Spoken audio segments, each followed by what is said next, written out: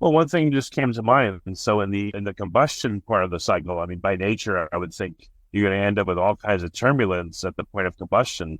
Is there a way with the shape of the combustion chamber, maybe channeling it through narrow nozzles or just Boy, some you geometry often that would? have so many insightful questions. So the patents that first described this engine described combustion inside of tubes, ceramic tubes. And when I was in graduate school, there was a dear professor, Churchill, who's actually quite famous. He's unfortunately passed away, but there's even an equation named after him in fluids called the Churchill equation. So if you got an equation named after you, you're a pretty big shot. And he studied these tubular combustors for many, many years. And you have almost no pollution coming out of them. The turbulence that you're describing takes exhaust gas and mixes it with the incoming gas, which means that some of the gas stays in there a really long time and has the ability to make nitrous oxides and other nasty things.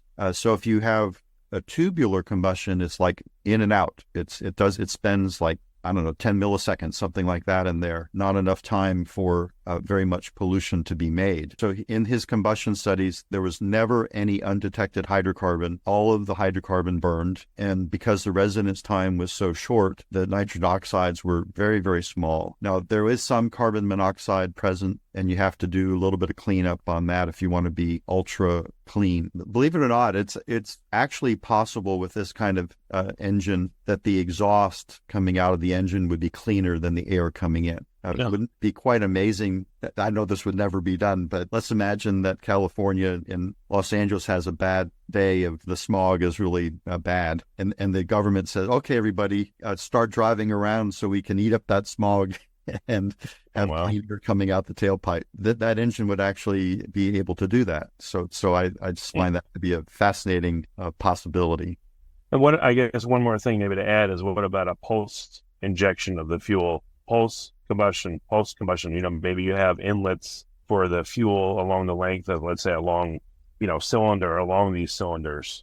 So at different points, you're getting a pulse of more material to combust. That's an interesting idea. I've never thought about it. The way he introduced the fuel was that the inlet to the tube in a continuous stream, both the air and the fuel were introduced continuously. And one of the features of this ceramic tube is that let's say, just imagine that the tube is a foot long, which is typically about how long they were. In about the first 2 or 3 inches, the air fuel mixture was heating up, primarily because of radiation. The tube was so hot that radiant energy was transmitted to the front of the tube, causing the gas air fuel mixture to heat up. And then it reached a critical temperature, and then bang, within literally like a quarter of an inch or half an inch, the temperature would just shoot way, way up to essentially the adiabatic flame temperature. And then as it continued down the tube, as radiant energy was leaving, the temperature would come down a little bit.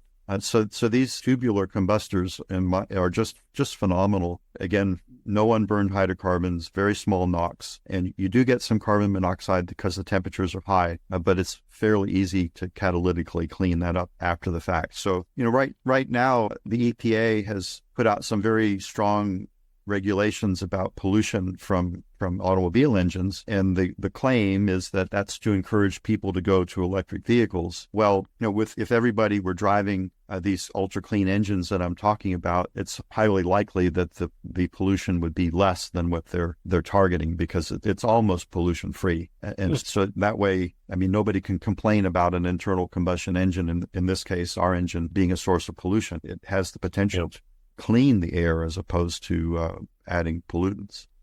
I want to ask you about the using different fuels, but before that, when you mentioned the Carnot efficiency, what kind of efficiency difference are we looking at? A typical combustion engine versus the Star engine. How much better is it?